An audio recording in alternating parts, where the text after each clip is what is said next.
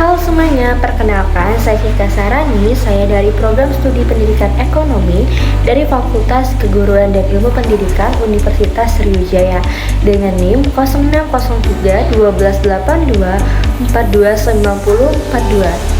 Di video ini saya akan membahas salah satu isu penting dalam teori ekonomi makro, yaitu inflasi di Indonesia, khususnya yang berkaitan dengan kenaikan harga pangan dan juga pengaruh dari harga energi atau BBM yang masih terasa sampai sekarang. Kalau kita lihat kondisi terbaru, inflasi di Indonesia memang masih relatif terkendali, tapi harga beberapa komoditas pangan itu fluktuatif dan cenderung naik. Misalnya, harga beras sempat mengalami kenaikan cukup signifikan dalam beberapa waktu terakhir. Selain itu, komoditas seperti cabai dan bawang juga sering mengalami lonjakan harga.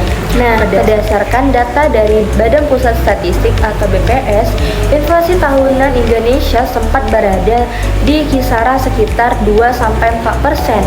Tapi untuk kelompok pangan, inflasinya bisa lebih tinggi dari angka rata-rata.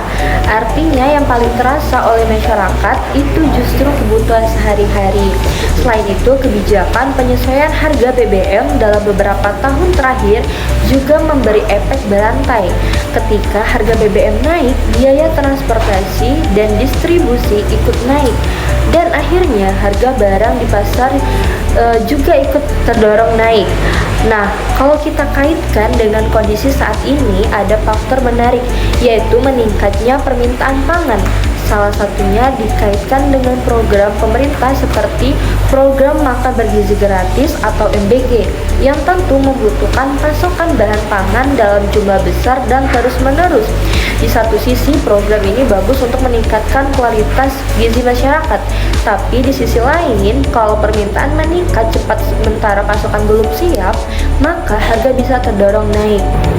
Dalam teori ekonomi makro, kondisi ini disebut sebagai demandful inflation, yaitu inflasi yang terjadi karena permintaan agregat meningkat lebih cepat dibandingkan penawaran.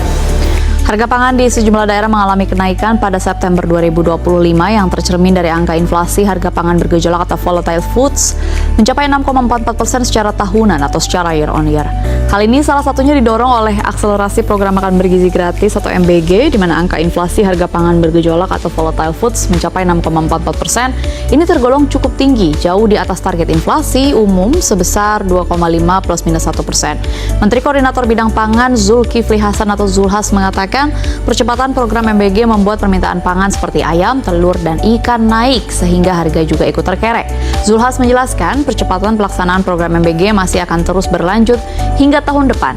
Hal ini selaras dengan target besar pemerintah dalam mewujudkan swasembada pangan di tahun depan. Namun demikian, Zulhas juga mengakui bahwa percepatan ini seharusnya dibarengi dengan pematangan ekosistemnya, khususnya dari sisi bahan baku. Oleh karena itu butuh waktu penyesuaian hingga akhirnya pemerintah bisa menurunkan tekanan harga.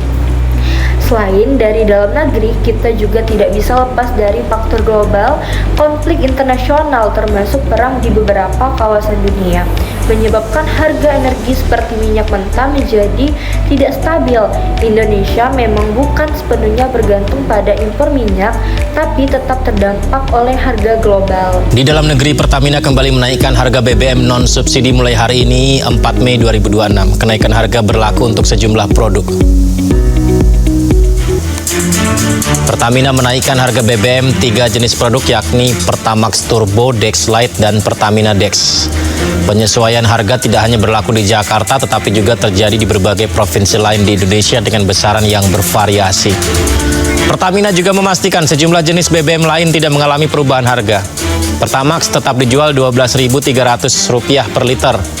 Sementara Pertamax Green Rp12.900 per liter. Untuk BBM subsidi harga juga tidak berubah. Pertalite masih Rp10.000 per liter, Biosolar Rp6.800 per liter.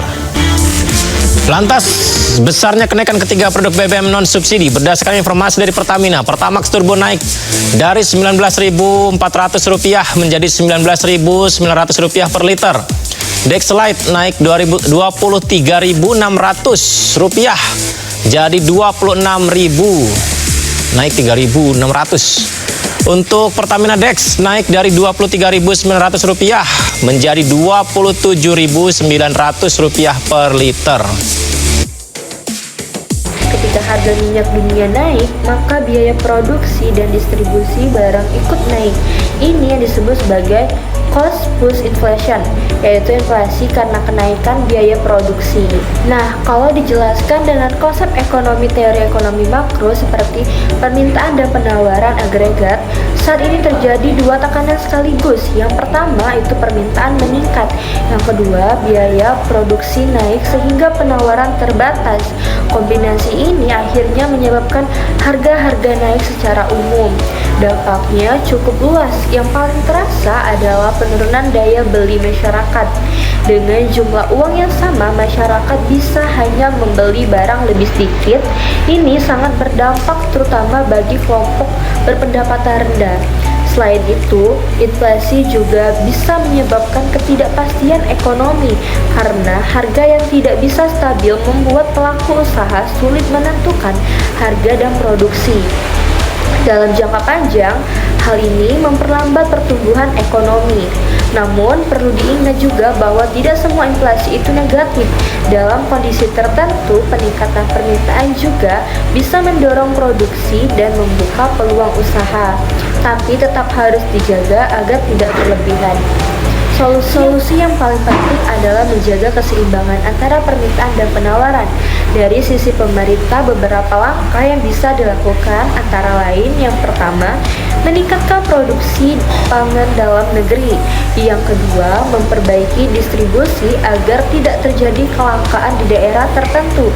Dan yang ketiga, melakukan operasi pasar untuk menstabilkan harga. Dan yang terakhir, mengatur program seperti makan bergizi gratis agar disertai kesiapan pasokan. Selain itu, Bank Indonesia atau BI juga punya peran penting melalui kebijakan moneter seperti mengatur suku bunga untuk menjaga inflasi tetap stabil. Jadi, inflasi yang terjadi saat ini dipengaruhi oleh kombinasi faktor dalam negeri seperti peningkatan permintaan akibat program pemerintah dan faktor luar negeri seperti kondisi global dan harga energi dunia. Oleh karena itu, penanganannya juga harus menyeluruh terkoordinasi agar inflasi tetap terkendali dan tidak terlalu membebani masyarakat. Mungkin sekian itu saja yang bisa dapat saya sampaikan. Terima kasih. Semoga bermanfaat.